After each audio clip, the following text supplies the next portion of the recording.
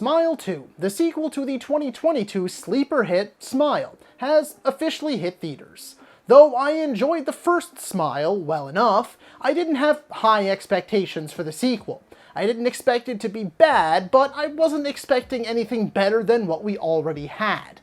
I am thrilled to report that I left the theater opening night with a big smile on my face, because Smile 2 shocked me. Not only did I love it, but my brain has been running wild with the future possibilities for this series. How did this win me over? What comes next? Let's talk about it.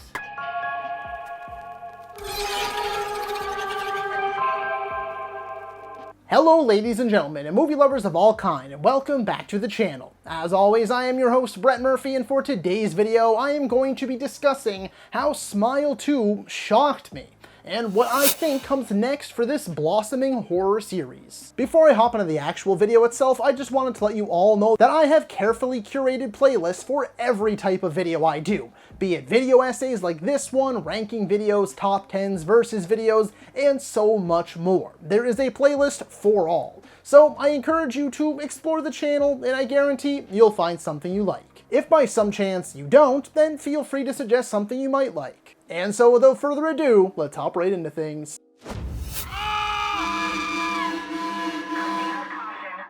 First things first, how did this movie manage to win me over? How did it skyrocket its way up my list to become one of my favorite movies this year? Again, I enjoyed the first Smile movie, but I didn't think it was anything special. It was a pretty standard horror romp with good performances and a terrifying demon entity thing. So I expected nothing besides more of the same with the sequel. Though this is very much still a sequel to the original, it ups the ante in almost every conceivable way, leading to it being nothing short of a massive home run. I'd say my favorite thing was the performances. Well, some key performances. Some characters are just kind of there, like they're fine, like Sky's mom and her assistant Joshua, the promoter or whoever he was, Darius, or even Sky's best friend Gemma. Their performances weren't bad by any means, but they weren't anything special either. The star of the show is undoubtedly Naomi Scott as Sky Riley. Oh my god. Wow. What a performance. Career defining. One of the year's best. She was immaculate. I feel like I felt everything she was feeling, and there are some freaking intense scenes in here where she just goes all in. But there were two other performances that I loved that I feel aren't getting enough attention, and those were from Ray Nicholson and Lucas Gage. Ray Nicholson isn't just Jack Nicholson's son, he genuinely feels like Jack Nicholson reborn.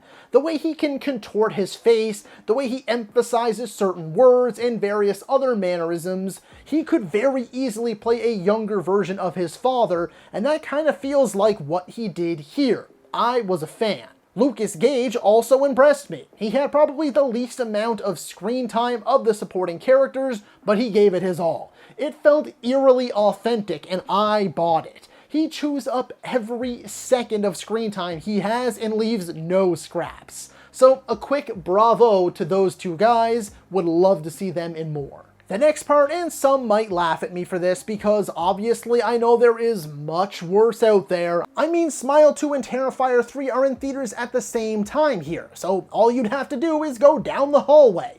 But I was pretty shocked by how much they got away with in this movie in terms of gore. They upped their gore game big time. The first one had some oh shit moments, but this one goes above and beyond that in every way.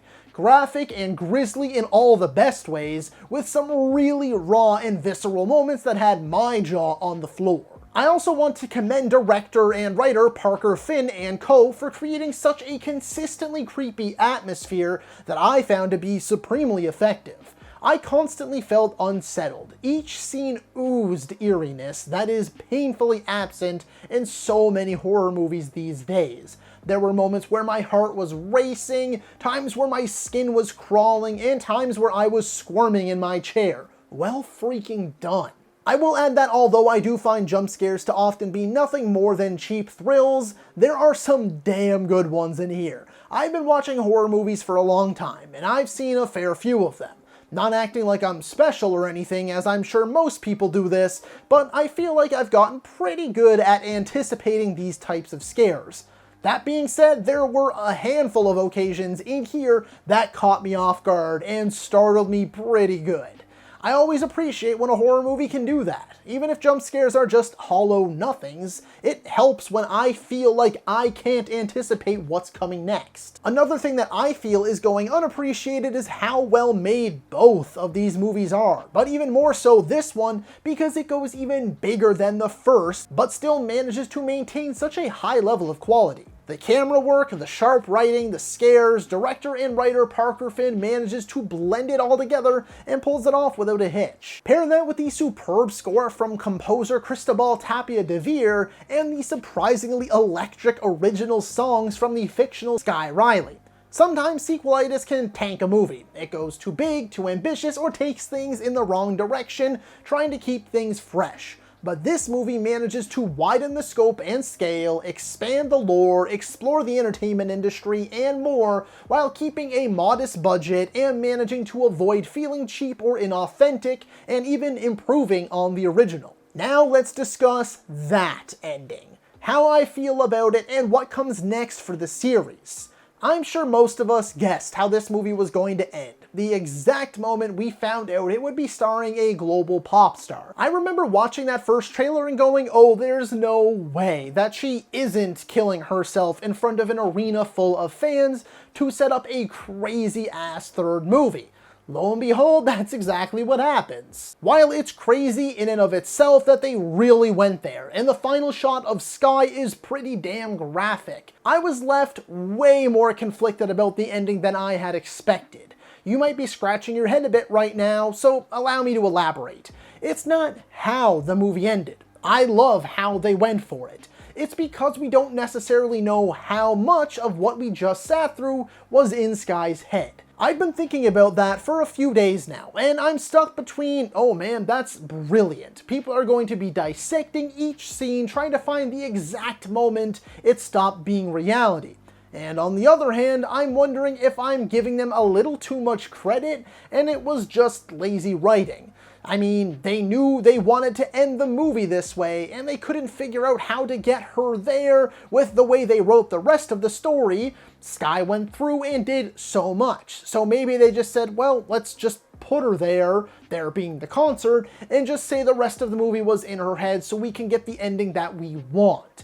That line of thinking sort of has me rethinking the ending more than the movie that came before it. Nevertheless, we have the ending we have, and there's plenty to dissect there without even considering how we got there.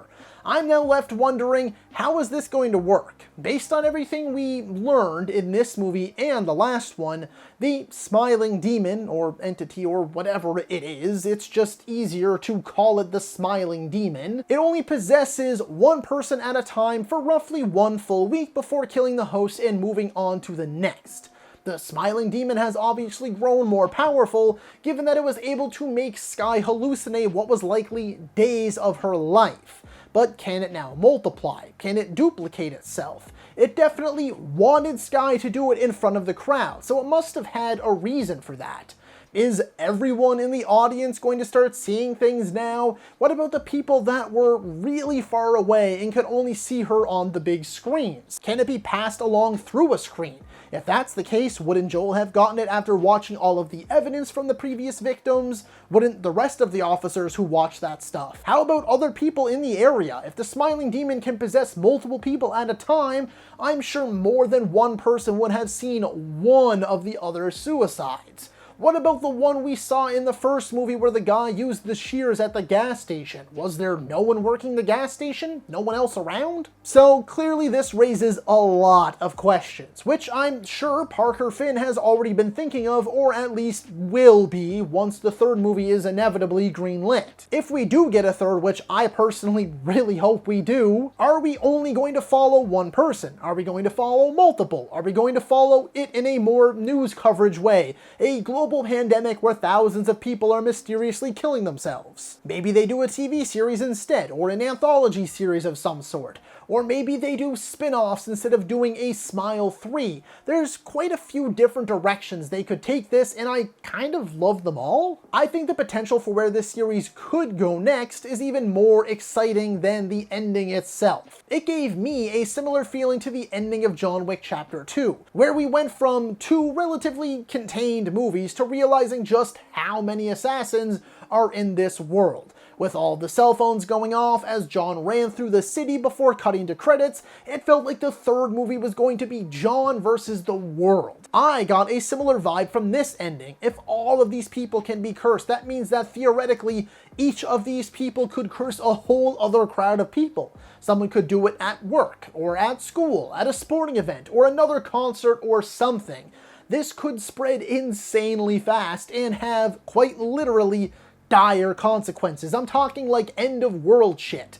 How could the spread possibly be stopped? How could they kill the entity? Would this just lead to the end of the world? Quite a bit to think about. I will close by saying that I don't think this movie is flawless or anything. It's not destined to be a classic, it's not some genre-altering masterpiece, but it is a damn good time. I had some gripes with the pacing. Some of these smiling, scary people gimmicks were a bit goofy at times, and again, I'm split on the ending. But the positives vastly outweigh the negatives. Between the performances, the atmosphere, the themes explored, like the darker side of fame, I even felt like there was little hints of overbearing parents and child stars in there, addiction recovery, and so much more.